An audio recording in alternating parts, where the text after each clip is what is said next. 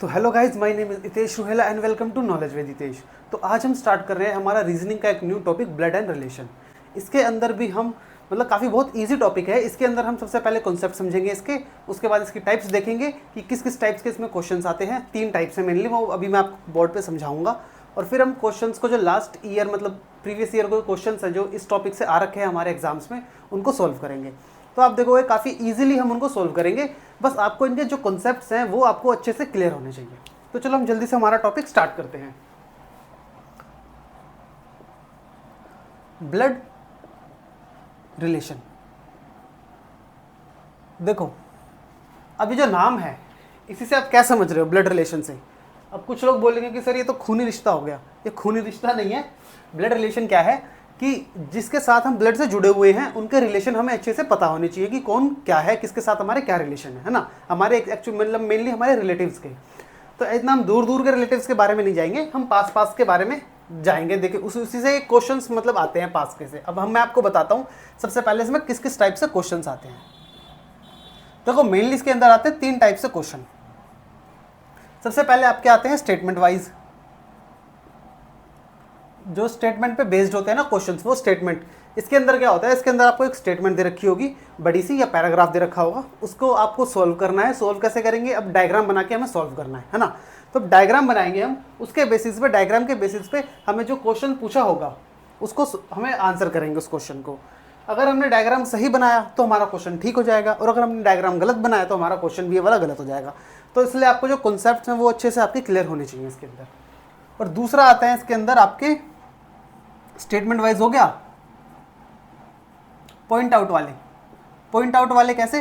Point out वाले होते हैं, इसके अंदर आपने देखा होगा क्वेश्चंस आते हैं एसएससी में कि कोई फोटोग्राफ होती है, फिर हम पॉइंट करते हैं कि ये जो फोटोग्राफ है ये मेरे मामा के बेटे की, लड़की का, भाई का, जो भी है, इस टाइप से क्वेश्चन आते हैं कि वो है। अब हमें उसका रिलेशन बताना पड़ेगा कि जो बोल रहा है उससे या जिसको बता रहा है उससे। तो इस टाइप से क्वेश्चन आते हैं पॉइंट आउट। ये जरूरी नहीं फोटोग्राफ वाले भी आ जाते हैं, ये फोटोग्राफ वाले भी आते हैं। और दूसरा आपका कोई लाइव में कोई पर्सन खड़ा है ना, तो ऐसे क्वेश्चन आएगा कि जो सुरेश है वो रमेश से बोल रहा है कि आप मेरे मामा के बेटे के भाई के भतीजे हो, तो बताओ मेरा आपसे क्या रिलेशन है। इस टाइप से क्वेश्चन आते हैं पॉइंट आउट वाले। और एक आते हैं इसके अंदर सिंबल्स वाले, सिंबल बेस्ड।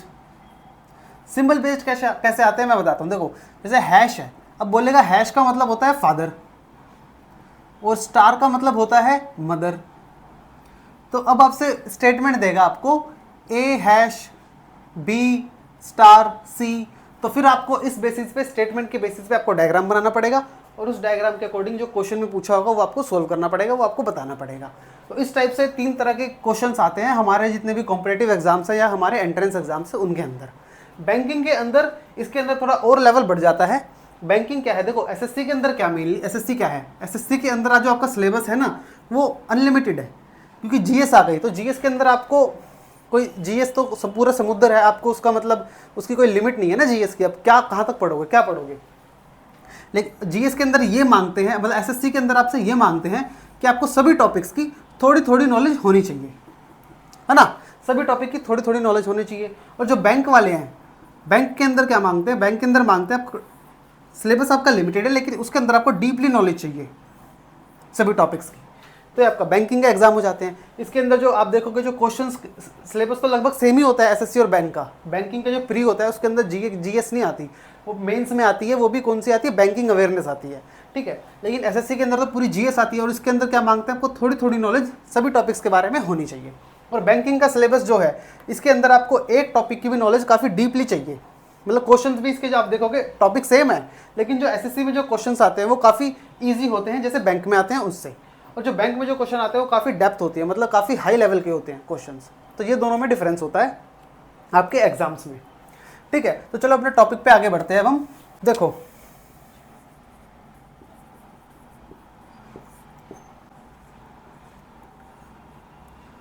कॉन्सेप्ट की बात करते हैं।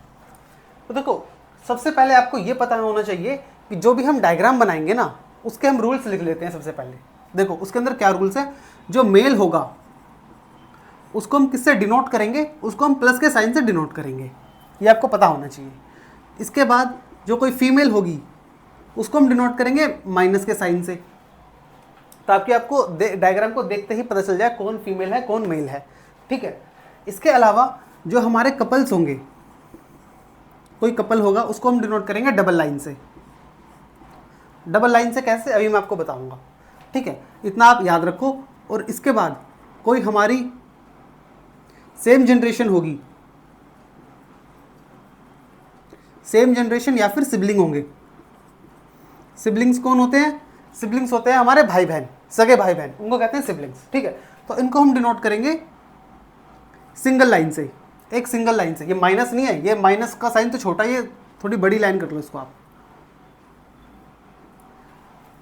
एक सिंगल लाइन से डिनोट करेंगे और डबल लाइन से कपल, ठीक है। तो अभी मैं आपको समझाऊंगा। और देखो, अब अगर कोई हम जो गैप, जनरेशन गैप बनाएंगे,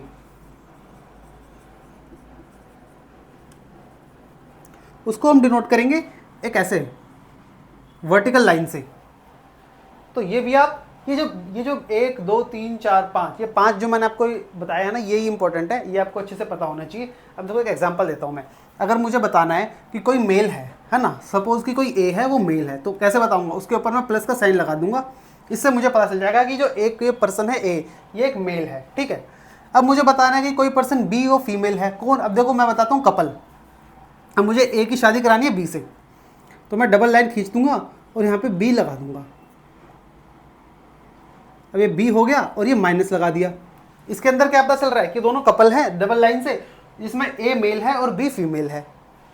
अब इसके अंदर आप एक चीज़ और याद रखना, इसके अंदर ना अगर कभी भी कपल की बात आती है तो दोनों को मेल मत कर देना, दोनों को फीमेल मत कर देना। अब ये मत बोलना कि सर ये तो अब आजकल मतलब वो है, मतलब लीगल है ना। तो ऐसा कुछ भी नहीं है कि हम जो है बेसिक जो हमारे यूनिवर्सल जो कॉन्सेप्ट है उसी के ऊपर हमारे जो क्वेश्चंस है उसी को सॉल्व करते हैं, उसी पे क्वेश्चंस आते हैं आपके। तो जिसके अंदर क्या है, अगर कोई कपल है तो वो एक मेल होगा और एक फीमेल होगा ही। अगर किसी में बता रखा है क्वेश्चन में कि एक मेल है और सेकंड वाले का जेंडर नहीं दिया तो हमें ऑटोमेटिकली उसको फीमेल करना पड़ेगा। या फिर अगर सेम बता रखा है कोई फीमेल है तो उसको हमें मेल करना पड़ेगा। अब दोनों को मेल मत कर देना, दोनों को फीमेल मत कर देना, ठीक है। इन चीज़ों का आप याद रखना। और एक चीज़ और मैं आपको बताऊंगा इसके अंदर कि इसके इन क्वेश्चंस के अंदर कभी भी अगर किसी का नाम दे रखा हो ना, तो नाम के बेसिस पे उसका जेंडर डिसाइड मत करना, ठीक है। अगर कोई भी नाम दे रखा हो तो उसके बेसिस पे उसका जेंडर डिसाइड मत करना। फॉर एग्जांपल क्वेश्चंस में लिख रखा होगा रमेश, है ना। अब आपको लगेगा रमेश तो लड़कों का नाम होता है, लेकिन ऐसा नहीं, आगे लाइन दे देगा कि ये फीमेल है, तो फिर अगर आपने उसको मेल कर रखा होगा तो फिर वो आपका क्वेश्चन गलत हो गया। तो इसलिए अगर जिसका जेंडर हमें दे रखा है उसका हमें जेंडर लगाना है, जिसका जेंडर हमें नहीं दे रखा उसका जेंडर हमें अपनी मर्जी से नहीं लगाना नाम पढ़ के। तो इन चीज़ों का भी आप अच्छे से याद रखना। अब देखो, अब आगे बढ़ते हैं। मेल का मैंने बता दिया आपको कैसे डिनोट करना है। ए मेल है जिसके अंदर बी जो है वो फीमेल है। अब डबल लाइन लग गई, इसका मतलब क्या है कि दोनों कपल हैं। अब मुझे बनाना है कि कोई सी है पर्सन, वो बी का सिबलिंग है या भाई है या बहन है। देखो, अब बी का कोई मैं भाई बनाता हूँ तो बी का भाई बनाता हूँ सी को और प्लस कर दूंगा, ठीक है। अब देखो, अब ये दोनों तो कपल हैं, अब इनके बीच में एक सिंगल लाइन है। इसका मतलब क्या है कि जो बी है, अब ये प्लस लगाए तो सी मेल है, अब बी का भाई है सी, क्योंकि सिंगल लाइन लगी है। इससे क्या पता चल रहा है कि जो सी है वो बी का भाई है। अब मुझे ए की बहन बनानी है कोई, तो मैं एक सिंगल लाइन लगाऊंगा और डी है सपोज, उसके ऊपर लगा दूंगा माइनस। इससे क्या पता चल रहा है? इससे ये पता चल रहा है डी कोई फीमेल है और उससे ए का क्या रिलेशन है, वो दोनों भाई बहन हैं। जैसे कि भाई हो गया ए और माइनस लगा है डी के ऊपर, तो ये हो गई उसकी बहन। तो ये आपको अच्छे से समझ में आना चाहिए, ठीक है। इसको कहते हैं सेम जनरेशन, ये सिबलिंग, ये सेम जनरेशन में है सारे, है ना, और सिबलिंग है। अब मुझे जनरेशन गैप बताना है। जनरेशन गैप कैसे? अब देखो वो बताता हूँ। सपोज ए और बी, ए हस्बैंड वाइफ है, इनका कोई बेटा है जिसका नाम है ई, तो उसको कैसे बनाऊंगा? इनके नीचे एक लाइन खींच के ई बना दिया और वो प्लस लगा दिया। इससे क्या पता चल रहा है? इससे ये पता चल रहा है कि जो ई है वो ए और बी का बेटा है। चाहे आप ये लाइन ए के नीचे लगा लो या फिर आप बी के नीचे लगा लो, बात एक ही है, ठीक है। अब इन दोनों के नीचे लगाया है, ऐसे भी ठीक है। अगर मुझे ये बताना होगा कि ई का भी कोई बहन है या ई का कोई भाई है, तो उसको कैसे बताऊंगा? ई के नीचे डैश लगा के एफ लगा दिया और यहाँ पे कर दिया प्लस। अब आप बताओ ये क्या है? क्या एफ ई की बहन है? नहीं, एफ जो है वो ई का भाई है। कैसे पता भाई है? वो देखो प्लस लगाया ऊपर।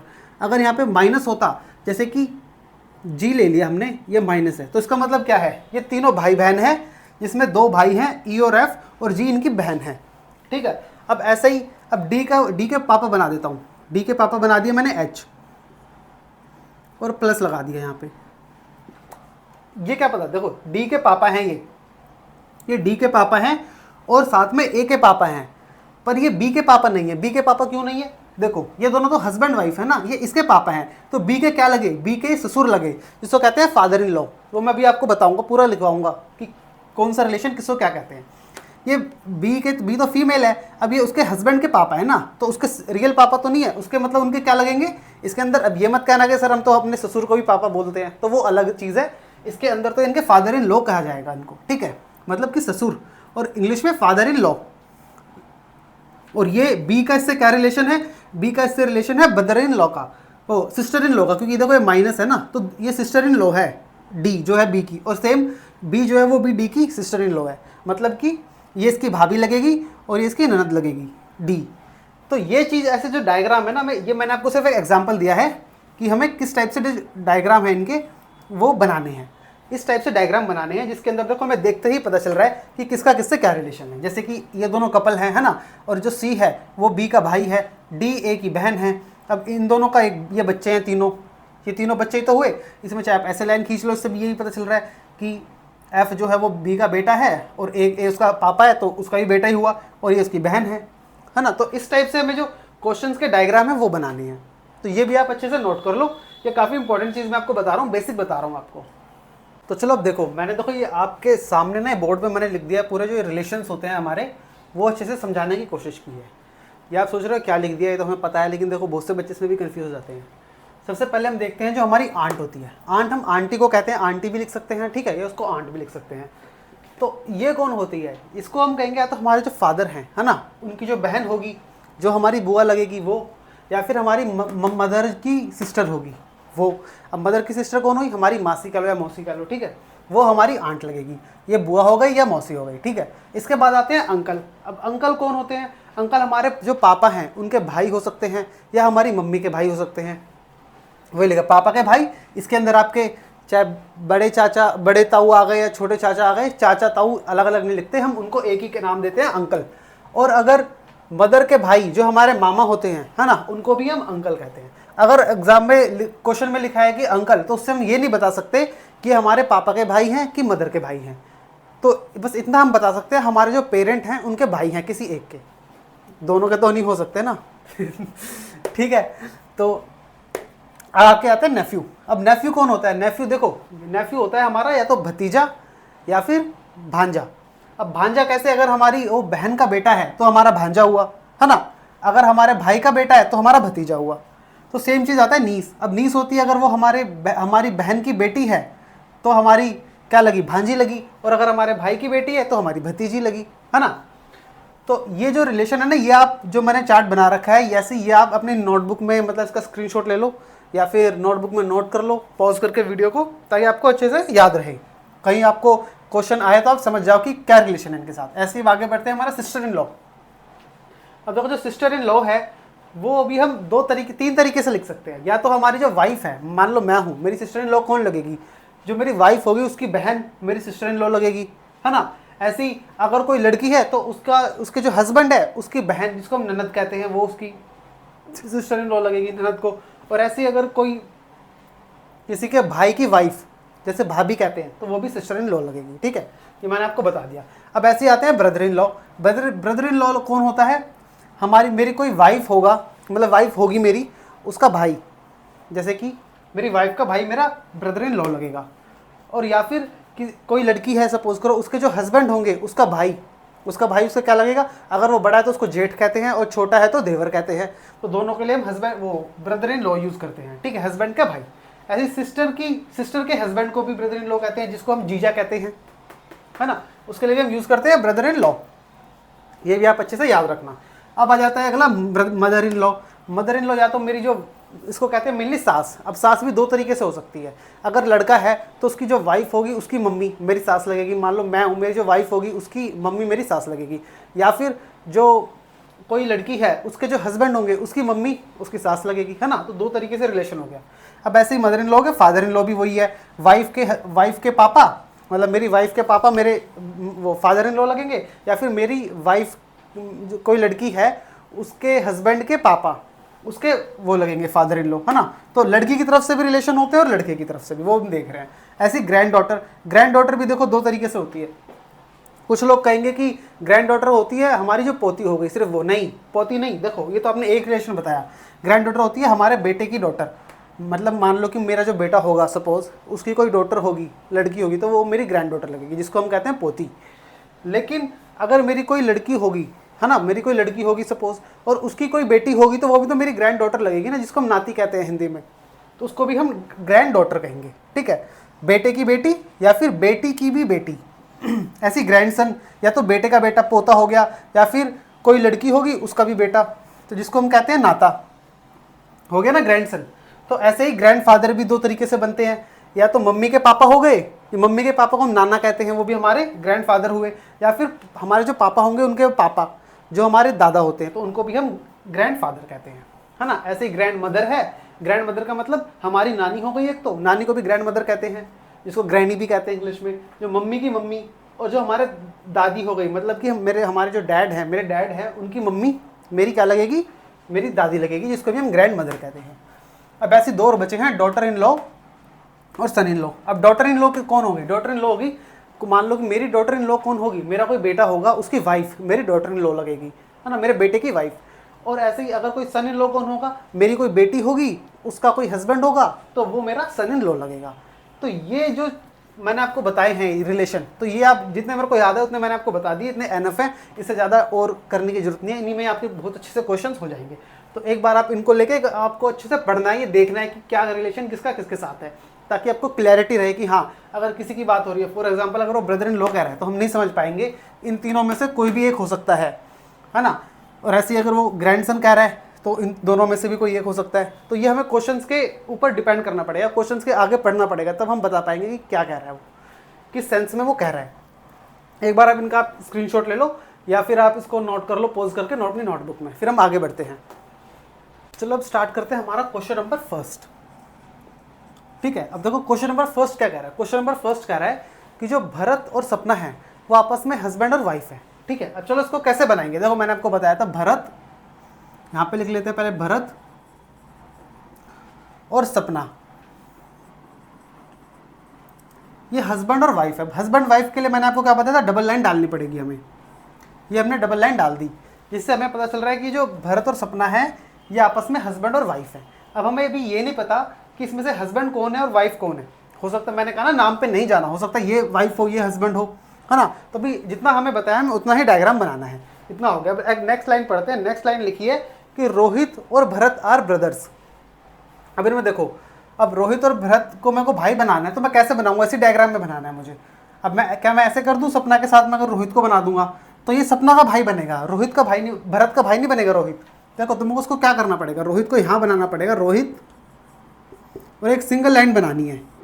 ये कह रहा है ये दोनों भाई हैं, आपस में दोनों भाई हैं, मतलब इनमें से कोई बहन नहीं है, दोनों भाई हैं। तो मतलब इसके ऊपर लगा दूंगा प्लस और इसके ऊपर भी लगा दूंगा प्लस, इससे पता चल गया ये दोनों भाई हैं। ठीक है, अब जो क्वेश्चन में लिखा है ना कि Rohit and Bharat are brothers, अगर ये प्लस हो गया तो ऑटोमेटिकली ये फीमेल हो जाएगी। क्यों? क्योंकि ये दोनों कपल हैं, हस्बैंड और वाइफ है, जिसके अंदर मैंने आपको बताया था अगर एक मेल है तो दूसरा फीमेल होना ही पड़ेगा, और अगर कोई फीमेल है तो दूसरे को ऑटोमेटिकली मेल करना पड़ेगा। अब आगे पढ़ते हैं लाइन, आगे क्या कह रहा है, आगे कह रहा है Suresh is the father of Rohit. जो सुरेश है वो रोहित का फादर है। अब रोहित के फादर है मतलब इनसे एक जनरेशन ऊपर है ना, तो हमें ऊपर लाइन डालनी पड़ेगी, एक जनरेशन ऊपर। कैसे? अब रोहित है, रोहित के जो फादर हैं वो हैं सुरेश, तो मेरे को सुरेश इधर बनाने पड़ेंगे, सुरेश। ठीक है, अब ये लाइन ऐसे डाल दी मैंने, या इसको ऐसे ले लो आप, ये लाइन ऐसे डाल दी मैंने, जिससे पता चल रहा है कि ये इसके फादर है, तो ऊपर प्लस आ जाएगा। ठीक है, अब देखो जो सुरेश हैं ये रोहित के भी फादर हैं। अब भरत रोहित का भाई है, तो इसका मतलब सुरेश भरत के भी फादर हैं, और ये इसकी वाइफ है, तो इसका मतलब जो सुरेश हैं वो सपना के क्या हैं, ससुर हैं, जिसको इंग्लिश में कहते हैं फादर इन लॉ। तो ये जो रिलेशन है ये मैं आपको साथ साथ बताता जा रहा हूँ किसके साथ क्या हो रहा है। ठीक है, ताकि आपको क्लैरिटी रहे। अब अगली लाइन पढ़ते हैं। अगली लाइन क्या कह रहा है कि सपना का जो सन है वो है क्रिश। अब सपना का बेटा, सपना येरी, सपना का बेटा क्रिश है, तो बेटे के लिए मेरे को एक जनरेशन नीचे जाना पड़ेगा ना, तभी तो उसका बेटा बनेगा, क्योंकि इस जनरेशन में तो उनके साथ वाले लिख रहे हैं, हस्बैंड वाइफ ब्रदर्स ये सारे। इनके पापा आए तो वो मैंने एक जनरेशन ऊपर करा, अब इनका बेटा आ रहा है तो एक जनरेशन नीचे करना पड़ेगा। तो सपना का बेटा मतलब क्रिश, और बेटा है तो प्लस आ जाएगा। ठीक है, ये डायग्राम हो गया। अब ये इसका भी बेटा है और भरत का भी बेटा है, याद रखना। इसको मैं चाहे तो ऐसे भी मैं डाल सकता था, यहाँ पे डाल के लिख देता क्रिश, एक ही बात होती। क्यों? क्योंकि ये दोनों हस्बैंड वाइफ है ना, तो यहाँ पे लिख दो, एक ही बात है। और ये इसका भतीजा हो गया और ये इसके चाचा हो गए। और जो अब हमें क्वेश्चन में बताना है कि जो सुरेश है ना, कि how is Krish related to Suresh. अब जो क्रिश है, ये क्रिश सुरेश के क्या लगते हैं? अब देखो, सुरेश के क्या लगेंगे? क्रिश। जो सुरेश है इसका बेटा है भरत और भरत का बेटा है क्रिश, तो मतलब जो क्रिश है वो सुरेश का क्या लगा? पोता लगा ना। तो पोते को इंग्लिश में क्या कहते हैं? पोते को इंग्लिश में कहते हैं सन इन, ग्रैंडसन।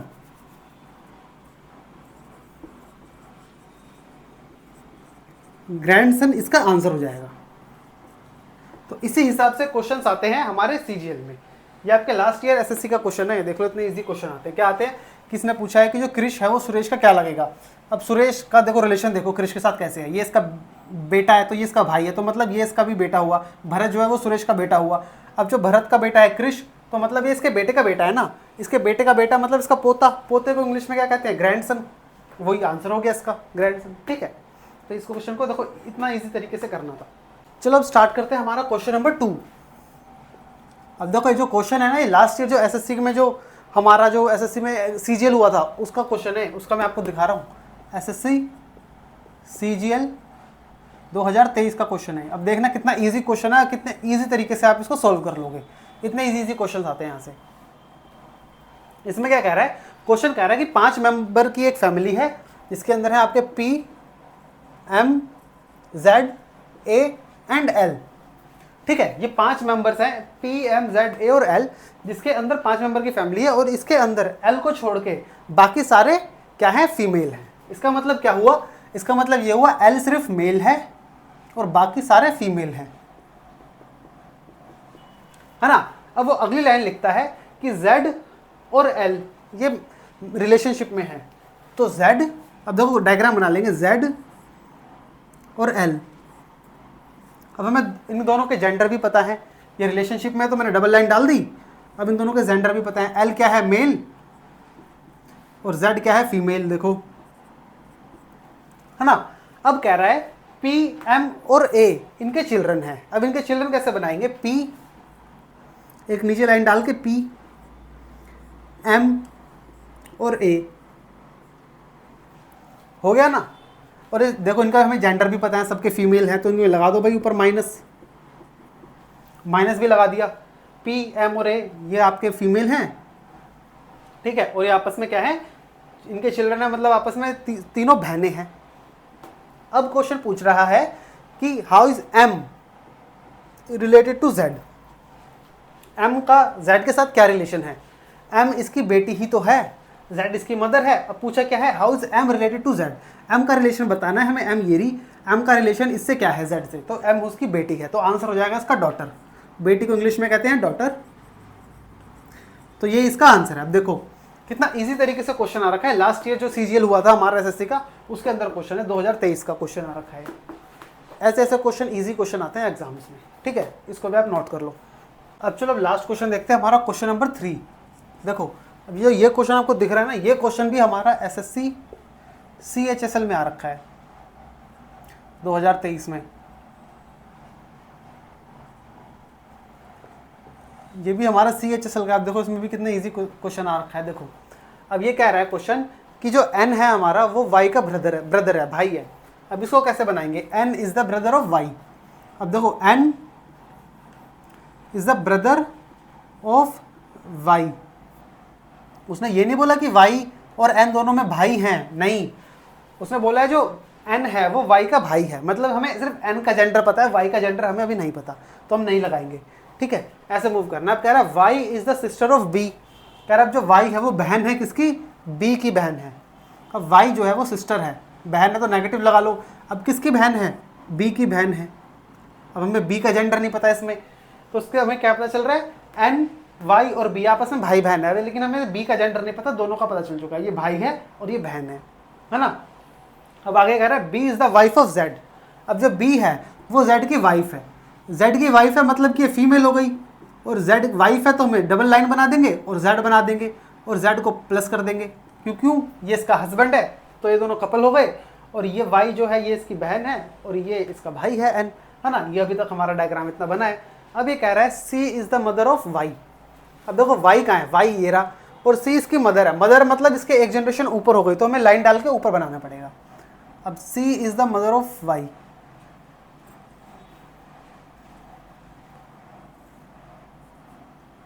वाई क्या था, वाई इसकी सिस्टर थी ना, हाँ, तो सी इज द मदर है, मदर है तो माइनस आ जाएगा साइन। अब C is the mother of Y, अब पता चल गया कि जो सी है ये इन तीनों की मदर है, क्योंकि ये तीनों आपस में भाई बहन है, और इसकी सास है क्योंकि ये इसका हस्बैंड है, और हस्बैंड की फिर वो उसकी इसकी वाइफ है, वाइफ की मदर उसकी है, वो लगी सास, है ना। तो सी के बाद अब C is the mother of Y हो गया। अब नेक्स्ट लाइन कह रहा है कि how is Z related to C. अब जो जेड है ये सी से कैसे रिलेट कर रहा है, इन दोनों में क्या रिलेशन है ये बताना है हमें, जेड और सी का। अब देखो कैसे पता चलेगा, जेड क्या है, ये जेड की वाइफ है और ये इसकी मदर है ना। जेड की वाइफ की मम्मी उसकी क्या लगी, जेड की वाइफ बी और उसकी मम्मी उसकी सास ही तो लगी, और सास को इंग्लिश में क्या कहते हैं, सास को इंग्लिश में कहते हैं मदर इन लॉ। लेकिन पूछा क्या है रिलेशन जेड का, अब ये इसकी सास लगी, अब जेड का रिलेशन पूछा है तो हमें जेड का बताना है, ये मैंने सी का बता दिया आपको। अब जेड का रिलेशन बताना है, जेड का कैसे पता चलेगा, इसकी बेटी का हस्बैंड, इसकी बेटी का हस्बैंड क्या हो गया, इसकी बेटी का हस्बैंड इसका दामाद हो गया, और दामाद को इंग्लिश में क्या कहते हैं, सन इन लॉ, है ना। तो ये इसका हो जाएगा आंसर, क्यों, क्योंकि पूछा इसका है, पहले मैं निकाल रहा था सी का, और अगर सी का पूछा जाता कि जेड से सी कैसे रिलेटेड है तो इसकी सास हो गई तो मदर इन लॉ हो गया, लेकिन क्वेश्चन में पूछा है जेड का। देखो how Z is related to C, how is Z, Z कैसे रिलेट कर रहा है सी से, तो जेड क्या है, उसकी बेटी का हस्बैंड है तो उसका दामाद हो गया, तो दामाद को इंग्लिश में क्या कहते हैं, सन इन लॉ। तो इस तरीके से हमें आंसर करने हैं, ठीक है। देखो कितने ईजी तरीके से हमने, इतने ईजी क्वेश्चन आते हैं। ये CHSL का क्वेश्चन है, इससे पहले वाला हमने CGL का देखा था, उससे पहले वाला भी हमने CGL का देखा था। देखो लास्ट ईयर के मैं क्वेश्चन करा रहा हूँ आपको, ये 2023 के हैं, कोई बहुत पुराने नहीं है।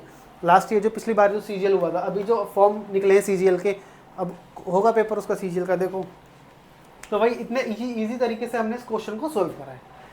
तो अब जो इस वीडियो को हम यहीं तक रखते हैं, जो नेक्स्ट जो पार्ट बनाऊंगा वो मैं आपको नेक्स्ट वीडियो में बताऊंगा। तो अगर ये वीडियो आपको इन्फॉर्मेटिव लगी तो चैनल को सब्सक्राइब करो, वीडियो को लाइक करो। मैं मिलता हूँ आपसे नेक्स्ट वीडियो में।